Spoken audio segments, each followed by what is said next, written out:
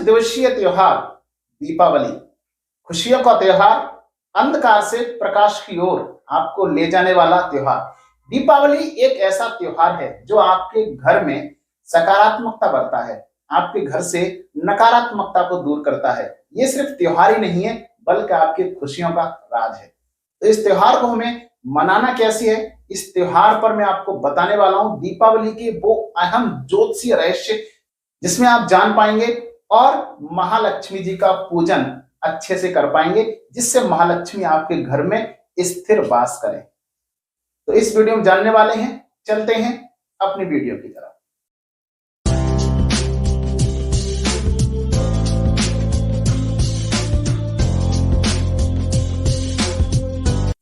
नमस्कार, मैं हूं आपके साथ आचार्य हेमरतन। सबसे पहले हम बात करते हैं दीपावली के शुभ मुहूर्त पर और दीपावली के दिन पर। दीपावली 31 अक्टूबर की है ना, दीपावली है 1 नवंबर की। आपको दीपावली का त्योहार 1 नवंबर को ही मनाना है। महालक्ष्मी का पूजन 1 नवंबर को करना है। किसी भी भ्रम में, शक में, संशय में कदापि न रहे।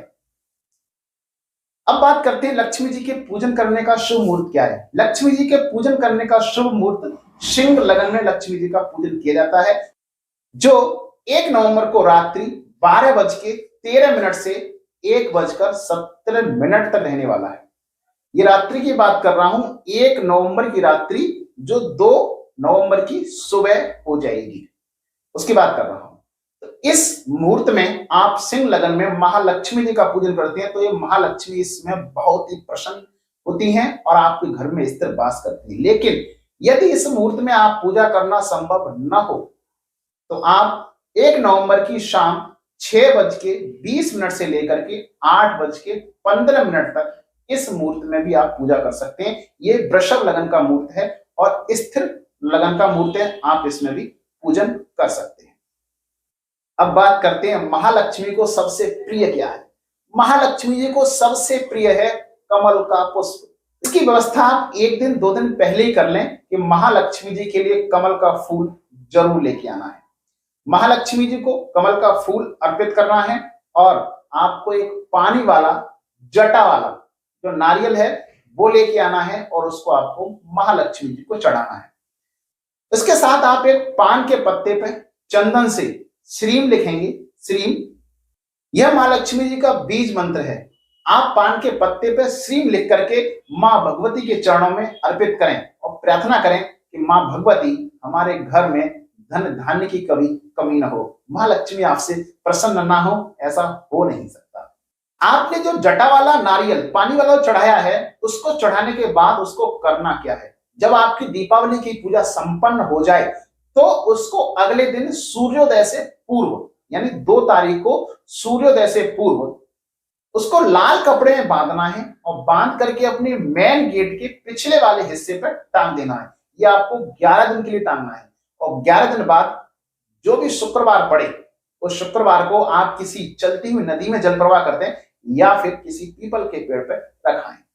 आपके घर में से जितनी भी नकारात्मकता होगी महालक्ष्मी जरूर अपने साथ ले जाएंगी और आपके घर में सकारात्मक का भंडार भर के जाएंगे। महालक्ष्मी जो गणेश जी का जब पूजन करते हैं तो सबसे पहले गणेश जी का पूजन किया जाता है और गणेश जी का पूजन हमें सद्बुद्धि दे, क्योंकि गणपति जी को बुद्धि का देवता माना गया है।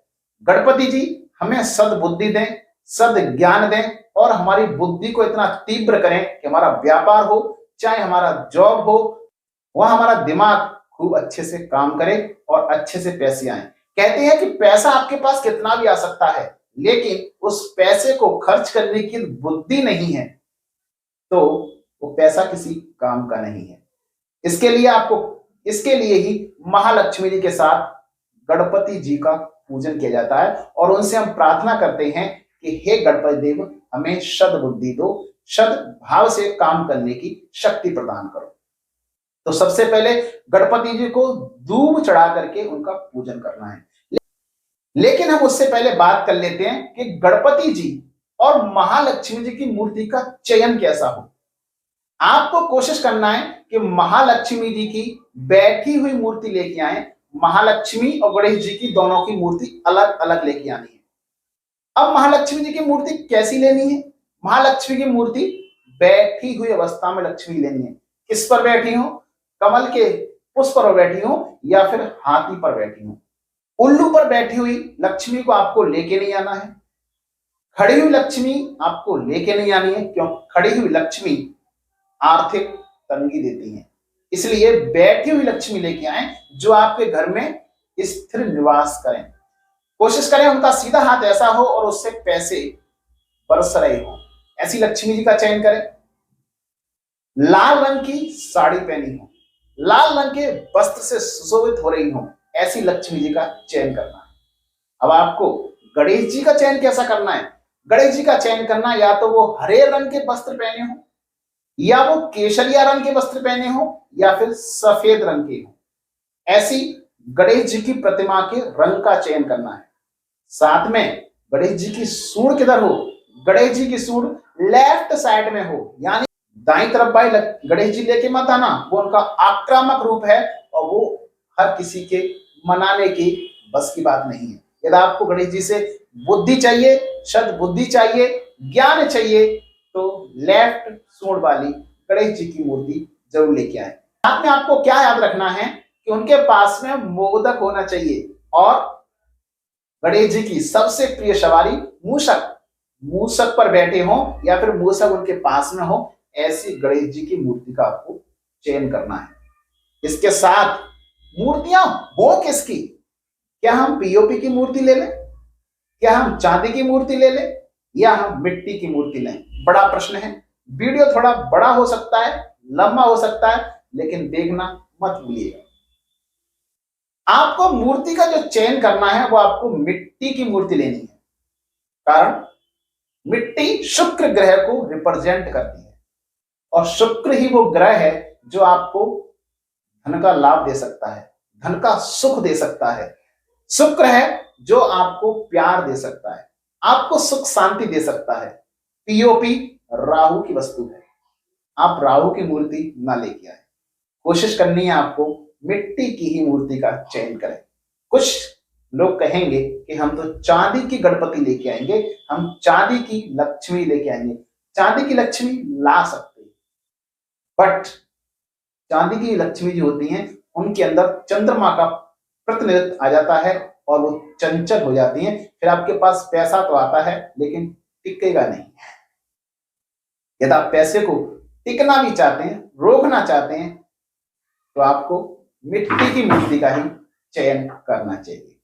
अब हम बात कर लेते हैं कि आपके घर का एक नाम होना चाहिए, आपके घर का नंबर होगा और घर के सामने नाम होना चाहिए। यदि आपके घर का कोई नाम नहीं है तो आपको अपने घर के सामने गेट, जो मुख्य गेट होगा, उसके सामने एक व्हाइट पेपर पे या उसी पर सिंदूर से महालक्ष्मी निवास और अपने घर का नंबर जरूर डालिएगा। इससे आपके घर में सुख, समृद्धि और वैभव और महालक्ष्मी प्रसन्न होकर के आपको सब कुछ प्रदान करेंगे। करके देखिएगा, एक अद्भुत प्रयोग है। महालक्ष्मी जी को साफ सफाई बहुत पसंद है। महालक्ष्मी जी गंदी की जगह पर नहीं आती है, इसलिए घर के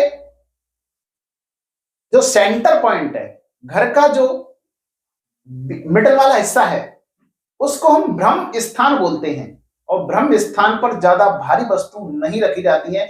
कोशिश करिए घर का जो सेंटर पॉइंट है उसको खाली रखें, और लक्ष्मी पूजन से पहले वहां पर केसर से स्वस्तिक बनाएं, शुभ लाभ लिखें। आप चाहते हैं कि मेरे घर में धन धान की बढ़ोतरी हो, अच्छी मैं प्रॉपर्टी ले पाऊं, अच्छा मैं गाड़ी ले पाऊं, तो इसके लिए आपको क्या करना चाहिए? एक कुबेर जी की मूर्ति लेके आनी है और उसको घर के नॉर्थ में स्थापित करना है, और रोजाना उसका पूजन भी करना है। उनको मोगरे के फूल चढ़ाइए, उनको आपको गुलाब के फूल चढ़ाइए, बहुत पसंद है, बहुत ही प्रिय है। अब आपको अगला प्रयोग क्या करना है? दिवाली की पूजा में आपको एक श्री यंत्र लेना है। श्री यंत्र किसी का हो सकता है, स्फटिक का ले लीजिए, चांदी का ले लीजिए, अष्ट धातु का ले लीजिए, पीतल का हो तो पीतल का ले लीजिए, जिसका आपके पास उपलब्ध हो सके आप उसका लीजिए। श्री सूक्त का पाठ करते हुए उसका अभिषेक करना है। अभिषेक किससे करना है? मट्ठा ले लीजिए, जो आप नॉर्मल मट्ठा पीते हैं उसमें थोड़ा सा आपको शहद मिलाना है और आपको थोड़ा सा उसमें गंगा जल मिला लेना है और उससे आपको श्री सूक्त का पाठ करते हुए उसका अभिषेक जरूर करना है। 2 तारीख की सुबह सूर्योदय से पूर्व आपको 11 कौड़ी लेनी है और 11 कौड़ी लाल रंग के कपड़े पर लिखना है, हल्दी से या फिर केसर से लिखना है, ओम सर्व सौभाग्यदायिनी महालक्ष्मी नमो नमः। इस मंत्र को लिखने के बाद उसमें आप 11 कौड़ी रखिए और उसको लाल कपड़े से बांध करके अपनी तिजोरी में रखना बिल्कुल न भूलें। इससे आपका धन धान्य बढ़ेगा और आपके घर में सौभाग्य की, यश की वृद्धि होगी। इस पंचदिवसीय त्योहार की जानकारी आपको कैसी लगी?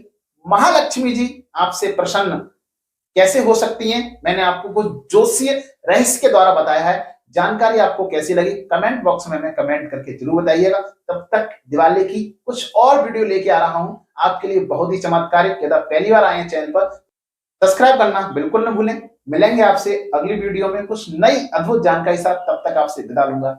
जय माता की, जय नमः शिवाय, ओम नमः शिवाय।